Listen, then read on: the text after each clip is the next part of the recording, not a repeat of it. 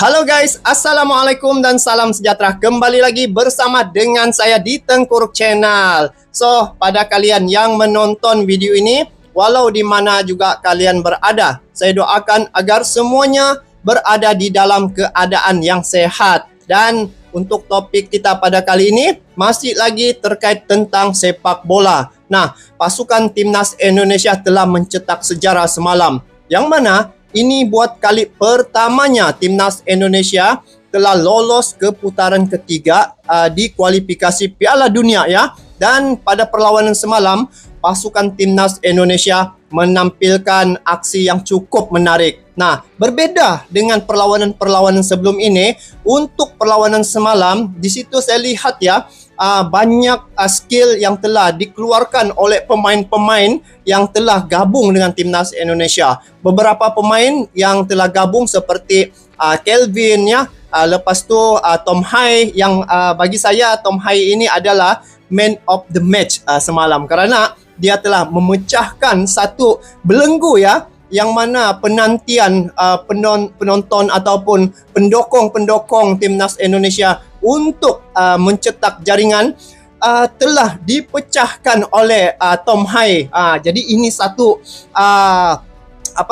keputusan yang telah mengembirakan banyak pihak, terutamanya bagi pendokong Timnas Indonesia. Nah, sejarah mulai terukir. Perlawanan semalam telah menampilkan beberapa wajah baru, dan di situ pemain-pemain yang berwajah baru ini, mereka semua telah melakukan yang terbaik ya. Banyak percobaan-percobaan yang telah dilepaskan, ditunjukkan ataupun dilakukan terhadap gawang Timnas Filipina.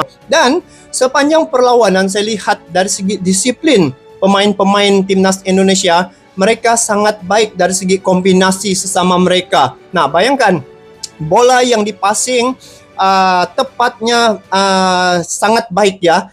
Setiap pemain dia tahu bagaimana peranan mereka ketika memegang bola, siapa yang sepatutnya mereka passing bola tersebut. Jadi dari segi statistik pasukan semalam ya, pasukan Timnas Indonesia, dia telah melakukan sebanyak 20 tendangan. 20 tendangan ini yang telah dilakukan, dan untuk tendangan tepat ada 7 tendangan yang telah dilakukan berbanding dengan Timnas Filipina. Jadi di awal babak pertama itu saya lihat pasukan Timnas Indonesia cara mereka bermain sangat santai ya, dan tidak ada tekanan yang mereka hadapi. Nah, ini juga mungkin kerana bermain di tempat sendiri, jadi oleh kerana pendokong-pendokong itu ramainya daripada Indonesia, sudah pastinya memberi semangat dan juga kebangkitan ataupun membakar semangat-semangat pemain-pemain Timnas Indonesia itu, sehingga kebanyakan daripada mereka ya telah melakukan shooting tetapi tidak tepat pada tiang gol. Tetapi itu satu perkara yang biasa juga berlaku. Namun apa yang dapat saya komen di sini berkaitan dengan bagaimana Coach Sintayong dapat membentuk pasukan dalam tempo yang singkat. Jadi inilah keberhasilan yang saya lihat, menunjukkan bahawa taktik dan pendekatan Coach Sintayong yang diterapkan kepada pemain ini telah merubah ya Timnas Indonesia menjadi tim yang lebih kompetitif di tingkat internasional. Jadi dari segi penguasaan bola juga, pasukan Timnas Indonesia 50 hingga 60% bola itu dikuasai oleh pasukan Timnas Indonesia, dan sebanyak 411 hantaran yang telah dilakukan. Bayangkan guys, perlawanan semalam itu adalah perlawanan bagi saya hidup mati ya, hidup mati untuk ke Piala Dunia.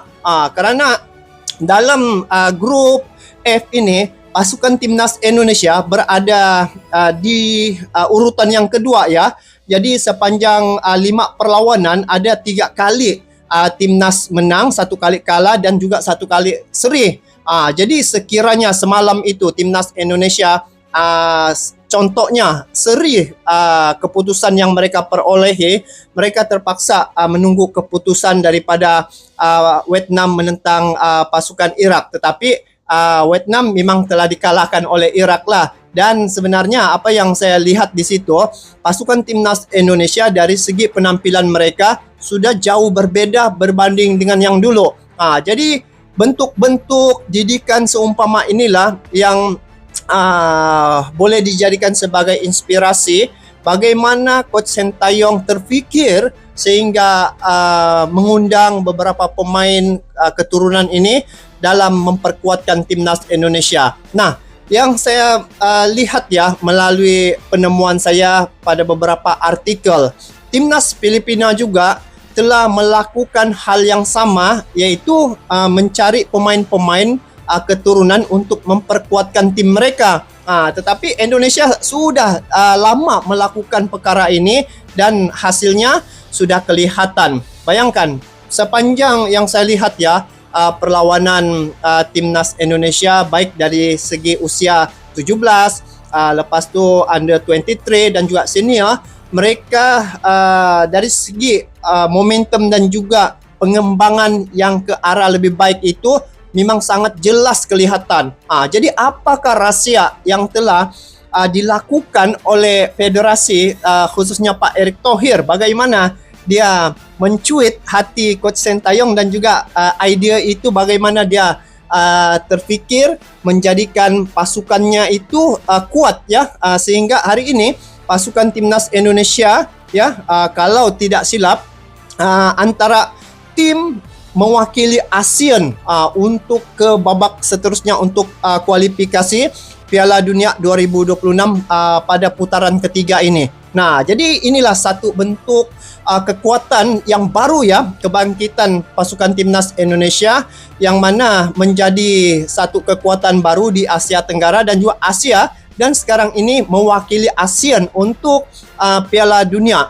Jadi inilah yang menjadikan pasukan timnas Indonesia sekarang ini menjadi perhatian, disegani dan dihormati, guys. Jadi bagi saya ya, dari segi pengawalan mental yang saya lihat sepanjang perlawanan pasukan timnas Indonesia semalam, mereka dapat mengawal emosi dengan begitu baik sekali. Kad kuning hanya satu saja, kad merah langsung tidak ada. Itulah satu bentuk permainan yang sangat memberi kepuasan kepada kami yang menikmati perlawanan semalam, yang cukup memberi kesan yang cukup istimewa ya. Jadi guys, di sini saya ingin highlight ya berkaitan dengan bagai teknik Coach Sintayong ini, guys, yang mana dia telah berjaya menerapkan skemanya terhadap pemain-pemain walaupun dalam tempo yang singkat. Coach Sintayong berhasil menunjukkan bahawa pendekatannya itu telah diterapkan dan telah mengubah cara timnas Indonesia ke tingkat yang lebih tinggi lagi. Sekarang ini timnas Indonesia akan melalui peringkat ketiga ataupun putaran ketiga. Nah, di putaran ketiga ini, tim yang akan dihadapi oleh pasukan timnas Indonesia pastinya lebih kuat lagi. Bukan sekitar di Asia Tenggara, tetapi label yang lebih tinggi lagi, label Eropa. Jadi saya lihat ya, ketika perlawanan timnas Indonesia menentang Korea Selatan sebelum ini, di situ timnas Indonesia dia dapat mengawal cara permainan mereka memang cantik sekali. Dan yang terakhir semalam, bagi saya perlawanan semalam, penampilan yang telah ditunjukkan ataupun dimainkan oleh pasukan timnas Indonesia semalam, satu bentuk taktik dan juga tingkat yang bertaraf label Eropa. Bagi saya memang label Eropa, guys, kerana setiap pemain daripada pasukan timnas Indonesia ini masing-masing tahu peranan mereka dan berada di posisi yang tepat semasa perlawanan berlangsung. Jadi inilah yang menjadikan pasukan timnas Indonesia sekarang ini dicemburui ya, dicemburui kerana mereka dapat melakukan yang lebih baik berbanding dengan beberapa negara di sekitar Asia Tenggara ini. Nah, jadi guys, apa yang penting di sini bahwa setiap individu itu mempunyai skill yang tersendiri ya. Apatah lagi dengan kehadiran pemain-pemain keturunan ini yang baru saja dinaturalisasi, baru gabung dengan timnas Indonesia, tapi dapat antara satu sama lain mereka dapat serasi dalam tempo yang singkat. Jadi saya ada melihat juga bagaimana Coach Sintayong membentuk tim itu. Dia tidak membeda-bedakan pemain keturunan, pemain naturalisasi, apapun dia cuba untuk gabungkan untuk menjadi satu tim yang memahami antara satu sama yang lain.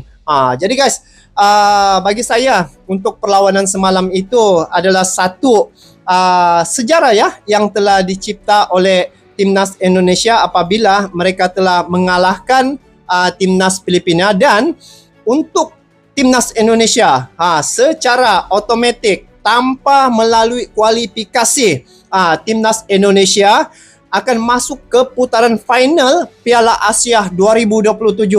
Guys, ini satu keistimewaan dan juga apa yang timnas Indonesia perolehi hasil daripada kemenangan semalam.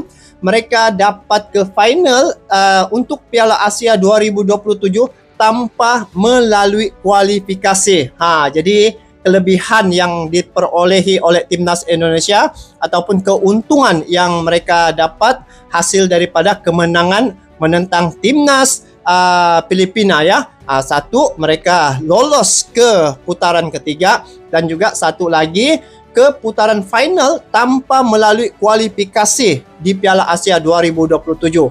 Jadi sekiranya momentum pasukan timnas Indonesia ini mereka dapat jaga dengan baik dan juga dapat meningkatkan kualitas permainan mereka, saya yakin dan percaya untuk masa kehadapan nih bagi menghadapi tim-tim yang lebih berat lagi, lebih kuat lagi, mereka pasti dapat melakukan yang lebih baik lagi. Kerana telah terbukti sebelum ini apabila mereka menentang tim yang mempunyai ranking atas daripada timnas Indonesia, mereka bisa kalahkan. Seperti Korea Selatan, Jordan, dan juga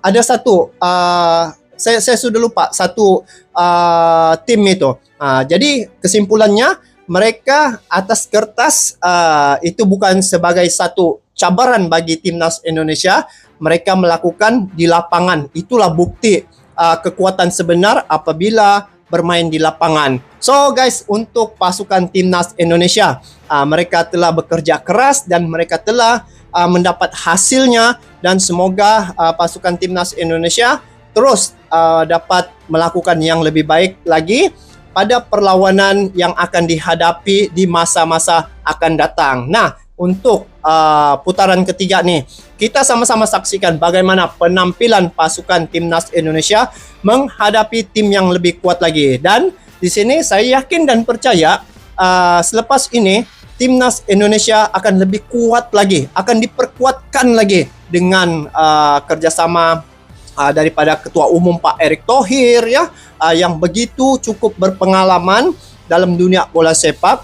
Selepas itu dengan coach yang mempunyai pengalaman yang luas juga, pernah membawa sampai ke level Piala Dunia sewaktu ketika dulu di Korea Selatan, dan juga Coach Sintayong dia telah dipanjangkan kontrak, dan ini adalah satu gambaran bahwa untuk timnas Indonesia mereka melakukan bersungguh-sungguh, dan untuk perlawanan putaran ketiga ini timnas Indonesia pasti akan ada lagi wajah-wajah baru. Saya yakin itu pasti ada, kerana sebelum ini ada beberapa pemain yang tidak tampil ya pada kualifikasi Piala Dunia untuk Filipina dan juga Indonesia semalam, seperti Martin Pais.